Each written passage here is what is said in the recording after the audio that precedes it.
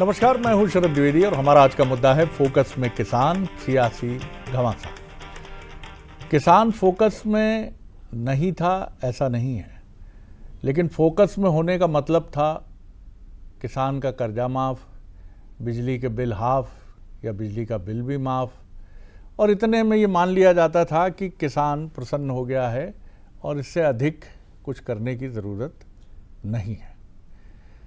और यही वजह रही कि आज 1947 से लेकर 2026 तक हम यही दोहराते हैं। सरकारें बदलती रहीं, आती रहीं, जाती रहीं, गठबंधन का दौर भी आया और सब कुछ होता रहा, लेकिन हम ये कहने को आज भी मजबूर हैं कि खेती किसानी मुनाफे का धंधा नहीं है। अब ये बड़ी लंबी कहानी है, हरि अनंत हरि कथा अनंता, कि कैसे बनेगा किसान, छोटी जोत का किसान, बड़ी जोत का किसान, बड़ी जोत का किसान क्यों बड़ी जोत का होता चला जाता है, छोटी जोत का किसान क्यों छोटा होता चला जाता है, और क्या सिस्टम अमेरिका में है, क्या सिस्टम चीन में है, क्या सिस्टम डेवलप्ड कंट्रीज़ में है जहाँ किसान एक बहुत ही अच्छी ज़िंदगी जीता है। तो ये तमाम बातें हैं, लेकिन दरअसल किसान नेताओं की कमी आती रही। अगर आप बात करें तो वेस्टर्न यूपी से नेता निकले, चौधरी चरण सिंह याद आते हैं, फिर चौटाला साहब याद आते हैं। उनकी लिगेसी को उनके परिवार के सदस्य उस तरीके से आगे नहीं बढ़ा पाए और धीरे धीरे किसान नेताओं का अकाल भी होता चला गया। और इसी तरह किसान जो राजनीति में आते थे वो शहरी होते चले गए, क्योंकि वो किसान से प्रॉपर्टी ब्रोकर्स में बदलते चले गए, वो ज़मीनों के बड़े सौदागर बदल गए और वो राजनीति में आते चले गए। तो कहानी बहुत तेज़ी से बदलती चली गई। तो किसानों का पुरसाने हाल कोई नहीं है। वो आज भी धनिया हो रही है प्रेमचंद का पूस की रात की तरह कि कड़कती ठंड में पानी लगाना है तो लगाना है, बदन पर फटा स्वेटर है और खड़ा है। और उसकी राजनीतिक शक्ति इस तरह की नहीं है कि वो चुनाव को इस तरह से प्रभावित करे जैसा जाति प्रभावित करती है, जैसा धर्म प्रभावित करता है, वो उसकी हैसियत है नहीं। तो राजनेता भी ये मानते हैं कि थोड़ा सा कुछ घोषणा कर देंगे तो आ जाएगा ना जबुआ में। कहाँ जाएगा? किसान तो आ ही जाएगा ना। अरे बहुत भोला भाला है देश का किसान। बहरहाल किसानों पर फिर फोकस की बात है। राहुल गांधी भोपाल आए, अपनी बात कह के गए। बीजेपी ने कई बड़ी घोषणाएं की, जो बहुत अच्छी बात है, क्योंकि ये मध्य प्रदेश में किसान वर्ष है। तमाम बड़ी घोषणाएं हैं किसानों के लिए। तो ये बड़ा अच्छा लगा कि मुख्यमंत्री जी ने, डॉक्टर मोहन यादव ने किसान वर्ष घोषित किया और किसानों को बड़ा फोकस करके वर्ष भर वो चलेंगे, बीजेपी सरकार चलेगी। लेकिन कांग्रेस की तरफ से भी ये सिर्फ ट्रेड डील तक मसला नहीं उलझना चाहिए और आगे जाना चाहिए। इसी पर बात करेंगे आज, लेकिन पहले हमारी रिपोर्ट देख लीजिए। मध्य प्रदेश की डॉक्टर मोहन सरकार ने किसान कल्याण वर्ष में बड़ा ऐलान किया है। 1 अप्रैल 2026 से 31 मार्च 2031 तक 5 बड़ी कृषि योजनाएं लगातार चलेंगी। मोहन सरकार में किसान खुशहाल, 5 योजनाएं 5 साल, 10,510 करोड़ का बड़ा पैकेज। 1 अप्रैल 2026 से 31 मार्च 2031 तक योजनाएं लागू। पीएम राष्ट्रीय कृषि विकास योजना के लिए 2010 करोड़, पीएम कृषि सिंचाई योजना पर ड्रॉप मोर क्रॉप के लिए 2400 करोड़, स्प्रिंकलर ड्रिप पर अनुदान, माइक्रो इरिगेशन विस्तार, राष्ट्रीय खाद्य सुरक्षा पोषण मिशन के लिए 3300 करोड़, धान, गेहूं, दलहन, मीट, अनाज और नकदी फसलों को प्रोत्साहन, national mission on natural farming के लिए 1010 करोड़, प्राकृतिक खेती और केमिकल के उत्पादन पर फोकस, राष्ट्रीय खाद्य तेल मिशन ऑयल सीड के लिए 1800 करोड़। मोहन सरकार का तिलहन उत्पादन बढ़ाने पर जोर, ग्रामीण अर्थव्यवस्था मजबूत, किसानों की आय में बढ़ोतरी लक्ष्य। सरकार का दावा है कि इन योजनाओं से प्रोडक्शन और प्रोडक्टिविटी दोनों में बढ़ोतरी होगी। साथ ही किसान आधुनिक तकनीक और प्राकृतिक खेती की तरफ बढ़ेंगे। इस बीच लोकसभा में विपक्ष के नेता राहुल गांधी राजधानी भोपाल आए तो जमकर सियासत देखने को मिली।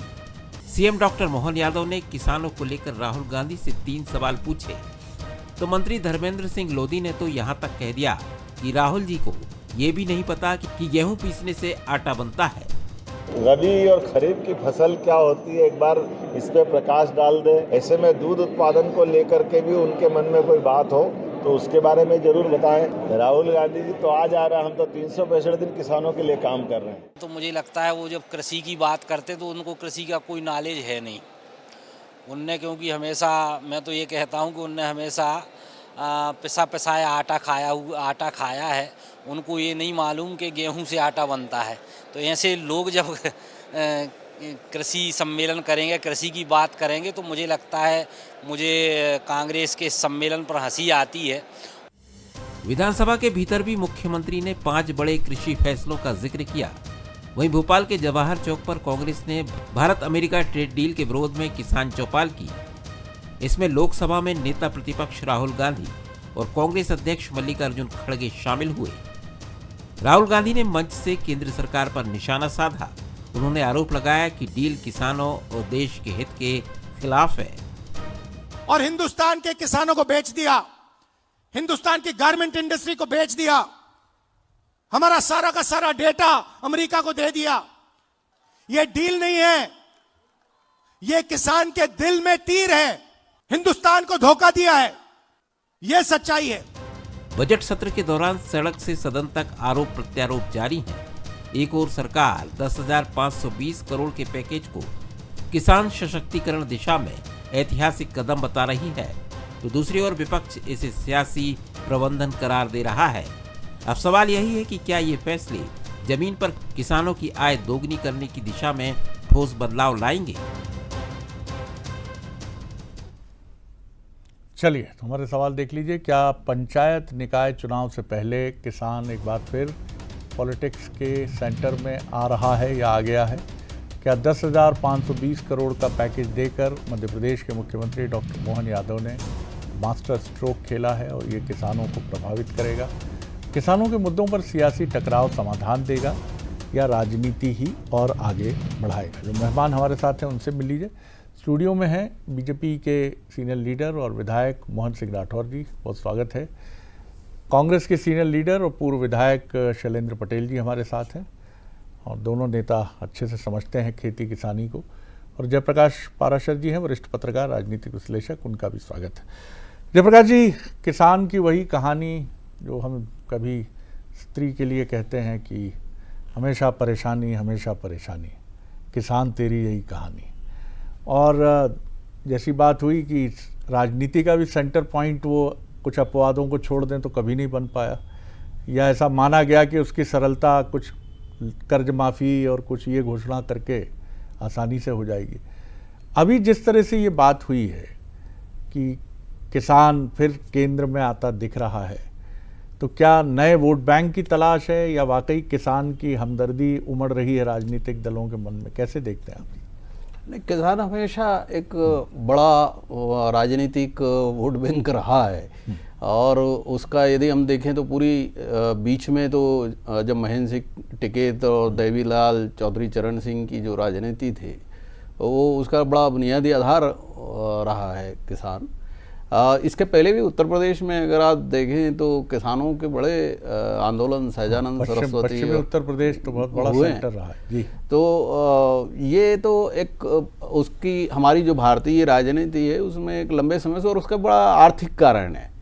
आर्थिक कारण ऐसे है कि आज भी आपका जैसे मध्य प्रदेश के ही अगर हम बात लें तो उसका जो GDP है उसमें 43% अभी भी एग्रीकल्चर से आता है और लोग बड़ी संख्या में आज भी एग्रीकल्चर पर ही निर्भर करते हैं अपने रोजगार आजीविका के संचालन के लिए।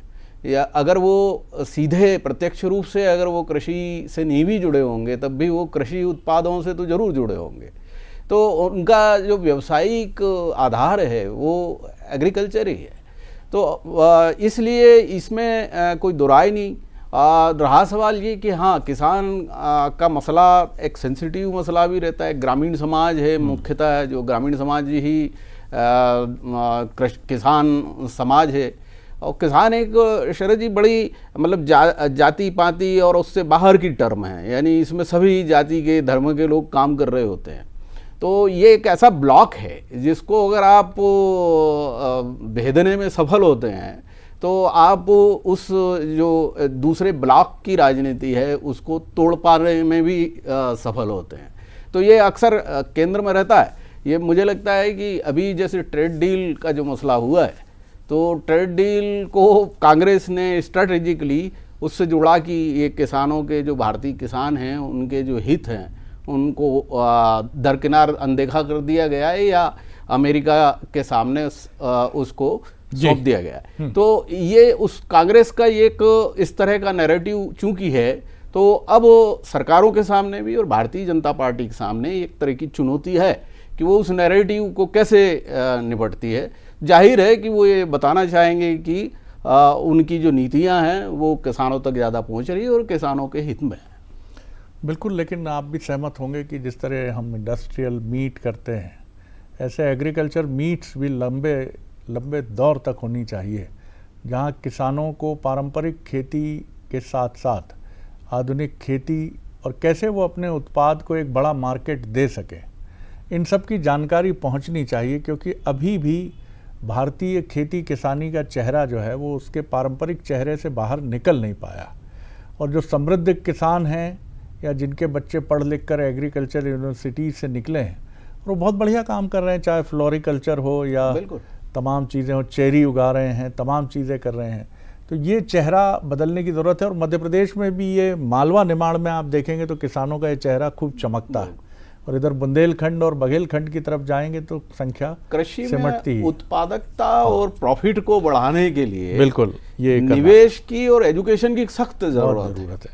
शैलेंद्र जी, राजनीति अपनी जगह है, आपके भीतर एक किसान भी है, और ये भी हम जानते हैं कि आपके भीतर का वो किसान कई बार तो इतना जोर मारता है कि आप थोड़ा राजनीति को भी बगल रख देते हैं। जैसे अपनी बढ़िया ये कोठी या जैकेट उतार के तह करके रख दी जाती है और आप खेत में जुट जाते हैं। तो आज थोड़ा दिल से ही बात हो तो ज़्यादा अच्छा है। राजनीति अपनी जगह है, चलती रहेगी, चलने दीजिए, वो भी आए, कोई हर्ज नहीं। कैसे देखते हैं मसलों को? ट्रेड डील कुछ थोड़ा समझने में कठिन होता है कि ट्रेड डील और किसानों का क्या रिश्ता है, लेकिन प्रेशर बनाने की कोशिश तो कर रही है कांग्रेस बीजेपी पर। देखिए, देश की आज़ादी के बाद जब से हमारा भारतवर्ष बना है, किसान के आसपास पूरे देश की आर्थिक व्यवस्था रही, क्योंकि हमारी जो जनसंख्या है उसका 70% 75% पहले कृषि से जुड़ा रहा है। फिर धीरे धीरे थोड़ा कम हुआ जब इंडस्ट्रियलाइजेशन बढ़ी, दूसरे काम हुए, और जब कंप्यूटर और आईटी टेक्नोलॉजी आई तो और थोड़ा सा कम हुआ। लेकिन आज भी मुख्यतः जो जीवनोपार्जन है वो खेती से जुड़े हुए काम धंधों से, चाहे मजदूरी हो गई हो, चाहे छोटी छोटी दुकानें हों गाँवों के अंदर, या छोटे छोटे इंडस्ट्रीज़ हों, या छोटे छोटे काम जो खेती के आसपास है। तो हमारी आर्थिक व्यवस्था है, ताना बाना देश है, और देश की आत्मा खेती से जुड़ी हुई है। और निश्चित रूप से मध्य प्रदेश, क्योंकि हम खेती वाला ही प्रदेश है, क्योंकि हम मध्य में हैं और दूसरी चीज़ें उतनी नहीं रही है, तो हम सब किसान हैं। और जैसे जैसे हम आगे बढ़े, हम सबकी रिक्वायरमेंट बढ़ी है। और जिस तरीके से एक जीवन का स्तर आम व्यक्ति का किसान से हटके बढ़ा है, जिस तेजी से, उतना किसान का नहीं बढ़ पाया, जो सबसे बड़ी समस्या कि आज दूसरे काम धंधा करने वाले लोग, चाहे वो बिजनेस से जुड़े हों, चाहे सर्विस क्लास से आए हुए लोग हैं, या अन्य कहीं से जुड़े हुए जिनका रोजगार चलता है, उनका लिविंग स्टैंडर्ड कहाँ पहुँच गया, और जो परंपरागत खेती या मॉडर्न खेती भी कर रहे हैं उन लोगों का स्टैंडर्ड कहाँ पर है। ये एक बहुत सोचने और समझने की समाज के अंदर आवश्यकता है। रही बात अब ट्रेड डील की, ट्रेड डील इसलिए एक शंका के दायरे में, इसलिए कांग्रेस का विरोध कर रही है। कोई भी डील अगर दो देशों के बीच में होती है तो दोनों देश मिलकर उसकी घोषणा करते हैं। लेकिन अमेरिका ने की, ट्रंप ने अपने हिसाब से उसको कहा कोई इशू नहीं, उनने क्यों करी, हमने क्यों नहीं की, वो इशू नहीं है। लेकिन कोई भी डील होती है उसका ड्राफ्ट, फाइनल ड्राफ्ट सामने आता है। डील होने के बाद अभी तक फाइनल ड्राफ्ट नहीं आया, और जब फाइनल ड्राफ्ट सामने नहीं आया है तो शक उस सूबे की तो बात आएगी। फिर रही अमेरिका की खेती और हिंदुस्तान की खेती। अमेरिका की खेती जहां पर बड़े बड़े फार्म है, हज़ारों एकड़ के फार्म है, वहाँ पे औसत एक फार्मर के पास 400 से 500 एकड़ के करीब ज़मीन है, और हमारे हिंदुस्तान में 2.5 एकड़ से ज़्यादा का किसान नहीं है, और जिसकी भी 2-3 टुकड़ों में वो खेती है। वहाँ की टेक्नोलॉजी, हमारी टेक्नोलॉजी, वहाँ की सब्सिडी 75% से लेकर 80-90% तक, और हमारी बहुत नाम मात्र के। तो जब हम जो पैदावार लेकर आते हैं उसकी कीमत ज़्यादा होती है, और अमेरिका में कोई सब्सिडी है, टेक्नोलॉजी है, बड़े फॉर्म से, तो लागत कम निकल कर आती है। अब दोनों देशों के उत्पाद अगर मार्केट में आते हैं तो निश्चित रूप से अमेरिका का उत्पाद सस्ता होगा और भारत का उत्पाद महंगा होगा, तो हमारा किसान कैसे सर्वाइव करेगा। यही बात डेयरी सेक्टर में भी है। रही बात, दूसरी बात ये हम कह देंगे कि सोयाबीन नहीं आएगा, मक्का नहीं आएगी, लेकिन क्या आपने बताया बड़ी का क्या होगा? सोयाबीन के ऑयल का क्या होगा, खली का क्या होगा, या दूध की बात कर रहे हैं तो चॉकलेट बनने के लिए जो पाउडर होता है उसका क्या होगा, डायरेक्ट आप नहीं लेकर आएंगे तो इनके बाई प्रोडक्ट्स का क्या होगा। तो ये बहुत बड़ा सवाल है और इस सवाल का जवाब जब नहीं मिलता तो हिंदुस्तान के एक आम नागरिक को और राजनीति करने वाले सभी दलों का ये प्रश्न उठता है कि हम चलेंगे, सरकार से लेकिन सवाल जो- करें। जो जवाब आते भी हैं सत्ता पक्ष की तरफ से, उसको आप कहाँ मानते हैं? देखिए, जब मैंने आपसे एक बड़ी हम्बल तरीके से शुरुआत में बात कही कि डील सामने आती तो दूध का दूध पानी का पानी हो जाता, लेकिन अभी तक डील फाइनल ड्राफ्ट की कोई डील है हमारे सामने ऐसा है? सरकार की तरफ से कोई बात आई कि हम नहीं रखेंगे नहीं, डील तो अभी के? तक नहीं रखी। हम एक तरफ कह रहे हैं कि ऐसा कौन सा अभी तो डील ही संकट तो में फेल है। हो नहीं गई। नहीं, अभी तो डील ही सवाल में, लेकिन जिस तरीके से हमने पीठ डील ठोकी, कुछ हुई। अभी तो सुप्रीम कोर्ट का अमेरिका का आ गया, बहुत सारे प्रश्न है दूसरे देश क्या कर रहे हैं, लेकिन जब हमने कहा कि हम हो गई डील, अमेरिका और जब ट्रंप जी ने कहा जब हो गई है तो किन मुद्दों पे हुई है, कौन कौन से प्रोडक्ट चलिए। आएंगे, कौन से नहीं जी, आएंगे, जी। आपने डिक्लेयर ही नहीं किए, तो फिर किस बात की डील? राठौर साहब, मुख्य मुद्दा है कांग्रेस का कि डील डिक्लेयर नहीं हुई है, जो इशारा करती है, ऐसा आरोप है कांग्रेस का कि कहीं ना कहीं मामला कुछ गड़बड़ है। और उनका ये भी आरोप है कांग्रेस का कि इसका मतलब है किसानों के हितों को दांव पर लगाया गया है, न सिर्फ कृषि उत्पाद के मामले में बल्कि डेयरी प्रोडक्ट के मामले में। जी देखिए शरद जी, एक बात तो मैं शुरू से आपको भी सुन रहा हूँ, हमारे पत्रकार बंधु उनको भी सुना, मैंने पटेल साहब को भी सुना है। एक तो किसान को वोट बैंक मांगना और वोट बैंक मानकर उसके लिए राजनीतिक रूप से कुछ मदद करना, ये जो धारणा है इसको बदलना पड़ेगा। किसान हमारी देश की अर्थव्यवस्था की रीढ़ की हड्डी है और भारतीय जनता पार्टी की मध्य प्रदेश की सरकार ने, सरकार के मुखिया डॉक्टर मोहन यादव जी ने ये पूरा वर्ष 2026 का किसानों का वर्ष घोषित किया है। और सिर्फ वर्ष ही घोषित नहीं किया, प्रतिदिन किसान की आमदनी कैसे बढ़ेगी इस दिशा में लगातार भारतीय जनता पार्टी की सरकार काम कर रही है। आज ये 10,520 करोड़ का जो एक पूरा पैकेज 5 साल के लिए जो किया है, वो भी उसी दिशा में एक बहुत महत्वपूर्ण कदम है। अभी तक भावांतर योजना कुछ जींस के लिए होती थी, लेकिन अब सरसों और तमाम सारे और ऐसे उत्पाद हैं कि जो अब धीरे धीरे बाहर हो रहे थे, उनको भी बड़ी दिशा में लाने के दिशा में भारतीय जनता पार्टी की सरकार का सोचना है। तो ये जो सारी चीज़ें हैं वो मानिए आप कि अभी आज मैं सदन में था, माननीय मुख्यमंत्री जी ने विपक्षी दल के नेता से सभी हमारे जो विधायक लोग हैं, विधायक हैं, सभी से ये निवेदन किया था, ये आग्रह किया कि इस वर्ष हम एक पूरा सत्र बुलाएंगे जिसमें केवल किसानों की आर्थिक व्यवस्था, अर्थव्यवस्था को कैसे सुदृढ़ किया जाए, कैसे हम अपनी पैदावार को बढ़ाएं, किस तरह से हम किसान को केवल पैदावार पैदा करने वाला व्यक्ति नहीं रखें, किस तरह से हम उस किसान को औद्योगिक क्षेत्र में ले जाके उसकी जो प्रोडक्ट्स हैं उन प्रोडक्ट्स को वो किस तरह से आगे आर्थिक व्यवस्था में किस तरह से करेगा, उस सब पे विचार करने के लिए पूरा एक सत्र विधानसभा का 5वां सत्र बुलाने की बात उन्होंने की है। तो आप निश्चित मानिए भारतीय जनता पार्टी की सरकार के मुखिया इस दिशा में बहुत धीरे धीरे आगे बढ़ रहे हैं और आपको आगे आने वाले समय में जी उसके परिणाम मिलेंगे। चलिए, और जो अभी पटेल जी। साहब जो बार बार उस डील की बात कर रहे हैं, अभी डील हुए कितने दिन हुए हैं, लेकिन एकदम से सारी चीज़ें जनता तक पहुंच जाए, लोगों तक पहुंच जाए, इसमें थोड़ा सा समय लगता है और उस समय में ये सारी चीज़ें स्पष्ट होंगी। जनता के हित में, किसानों के हित में जी। सरकार ने निर्णय लिया, वो सबके सामने आएगा।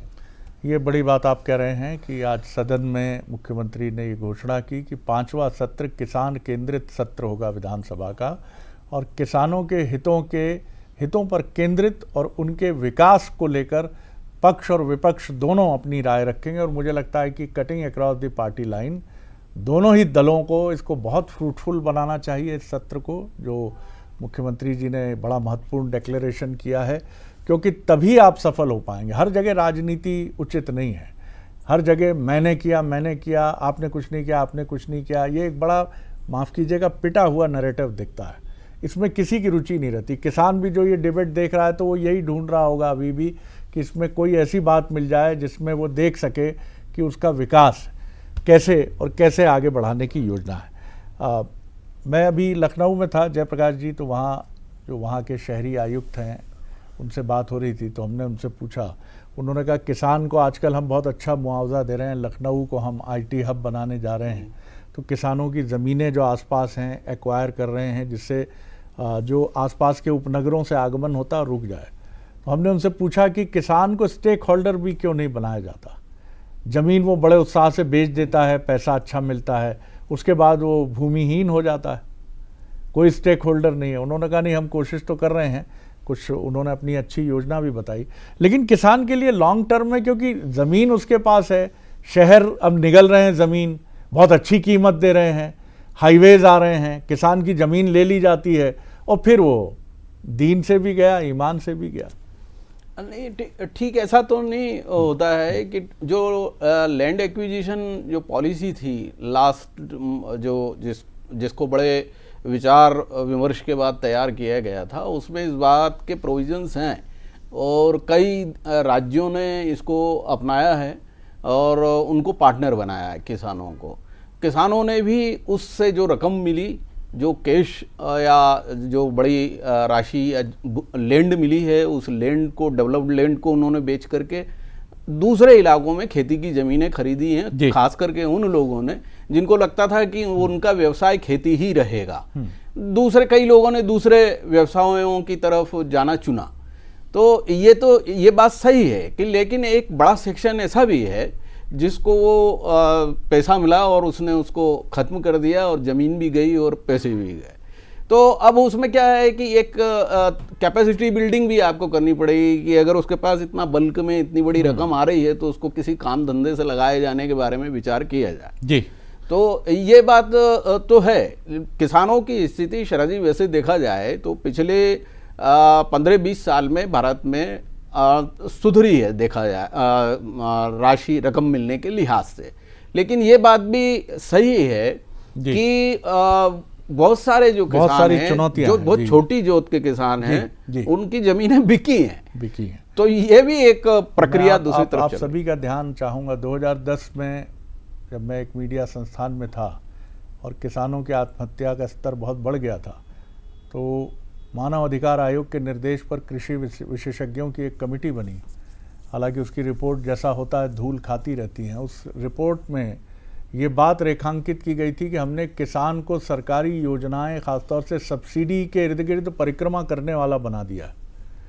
वो पंप लेता है और उस पंप पर सब्सिडी को देखकर, वो बहुत सारी बातें थी जिनको यहाँ कहने का आज विषय नहीं है, लेकिन हमको किसान का स्वाभिमान भी जगाना है और उसको सिर्फ डीबीटी केंद्रित एक इकाई के तौर पर नहीं देखना कि कितना पैसा मिला, कितना पैसा गया। शैलेंद्र जी, बहुत कम वक्त है मेरे पास जी। देखिए, सरकार ने 10,520 करोड़ रुपए की आज सदन में घोषणा मुख्यमंत्री जी ने की, स्वागत है। लेकिन एक बात मेरी बड़ी सरल और सहज है कि जो वादे चुनाव के पहले किए थे, चाहे 2700 रुपये कुंटल गेहूं की बात थी, चाहे 3100 रुपये कुंटल में धान की बात की थी, चाहे सोयाबीन की बात, चाहे भावांतर की बात, मैं बहुत संक्षेप में कह रहा हूँ, भावांतर लाया क्यों जाए। हमारी जो उपज है उसका भाव सीधा MSP जो गवर्नमेंट डिक्लेयर करती है उस पर बिकवाने की व्यवस्था हम नहीं बना पाएंगे जब तक ये व्यापारियों और कुछ लोगों के हाथ में एक व्यापार का साधन बन जाता, किसान को उसका उतना लाभ नहीं मिल पाता। मेरा आज भी ये कहना है कि किसानों की फसलों के आप उपज दाम आप दे दें, सबसे बढ़िया उसकी जो लागत लगती, जो आपने पूर्व में घोषणा की थी कि लागत के अनुरूप हम दुगना उसका दाम होना चाहिए, आपने कहा कहने के बाद में भी आज लगभग 7 से 8 साल हो गए, वो राशि उन तक नहीं पहुंच पा रही लागत के अनुरूप। जब तक हम किसानों का भला कैसे करेंगे, वो मैकेनिज्म मोहन जी आप समझा दीजिए, बताइए। देखिए, मैं आपसे कह रहा हूं, जैसे अभी आपका कहना है 5 साल के लिए घोषणा पत्र जारी होता है, यह हमारा संकल्प पत्र भारतीय जनता पार्टी का जारी होता है, उसमें 2700 रुपए की अगर बात की है, आज माननीय मुख्यमंत्री ने सदन में कहा हम भी अगर हमने 2700 रुपए की बात की है तो 2700 रुपए में से 2600 आज हम दे रहे हैं, 2028 आते आते 2700 रुपए देंगे। लाडली बहना को 1000 से शुरू किया था, जब 3000 कहा था तब लोग कहते थे केवल वोट की राजनीति है, लेकिन आज 1500 है और 2028 आते आते 3000 रुपए लाडली बहना को पहुंचेगा। तो भारतीय जनता पार्टी की सरकार ने हमारे संकल्प पत्र में जो कुछ कहा है 100% उसको जमीन पर लागू करके और अगले चुनाव में जाएंगे, ये आप विश्वास रखिए। इसलिए कांग्रेस पार्टी को 29 की 29 सीटें भारतीय जनता पार्टी को देकर रिजेक्ट किया, क्योंकि इनके वायदे सदैव खोखले रहे और भारतीय जनता पार्टी ने जो वायदे किए उन पर सदैव खरी उतरने का काम किया। जी, यही से वो कहानी भी शुरू हो जाती है, लेकिन जो फ्री बीज की तरफ चली जाती है। और इसमें कोई बुराई नहीं है। समाज का जो वंचित वर्ग है, कमज़ोर तबका है, उसे आर्थिक मदद की ज़रूरत है, लेकिन आर्थिक मदद के साथ उसको आर्थिक तौर पर आत्मनिर्भर बनाने की भी आवश्यकता है। और ये काम भी सरकारों का है, क्योंकि आप इस तरह की स्कीम्स कितनी देंगे, कितनी बार देंगे, और ये तो बढ़ता ही चला जाएगा। किसान खड़ा है, युवा खड़ा है, कल ये भी मांग होगी, साहब इंटरव्यू के लिए जा रहे हैं, सरकार को पैसा देना चाहिए, हम समाज कमज़ोर तबके से हैं, हमारे पास पैसा नहीं है, हमारी आय गरीबी रेखा के नीचे है। किसी भी समाज को अगर आप खड़ा करना चाहते हैं तो पहले आप उसे कर्मशील बनाइए। विवेकानंद इसको लेकर बहुत कई बार अपनी नाराज़गी व्यक्त करते थे कि भारत में यूरोपियन कंट्रीज़ और जापान और दूसरे जर्मनी जैसे देशों की तुलना में ये कर्मशीलता का तत्व बहुत कम नज़र आता है। हमें कर्मशीलता की तरफ भी जाना होगा, चाहे वो हमारा अन्नदाता हो, बहुत कर्मशील है वो, लेकिन उसको किस तरह से हम गाइड करें कि वो आगे बढ़े। और इसी तरह जो फ्री बीज से जुड़ी योजनाएं हैं वो भी आप अनंत काल तक जारी नहीं रख सकते हैं, उनकी जगह भी आपको कहीं ना कहीं एक कर्मशीलता और आर्थिक आत्मनिर्भरता के पाठ के साथ सामने आना पड़ेगा। बहुत धन्यवाद आप सभी मेहमानों का। आगे देखिए, छत्तीसगढ़ के विकास पर खासतौर से जो बजट प्रस्तुत हुआ है, एक विशेष बातचीत स्टेट एडिटर आदित्य नामदेव के साथ। नमस्कार।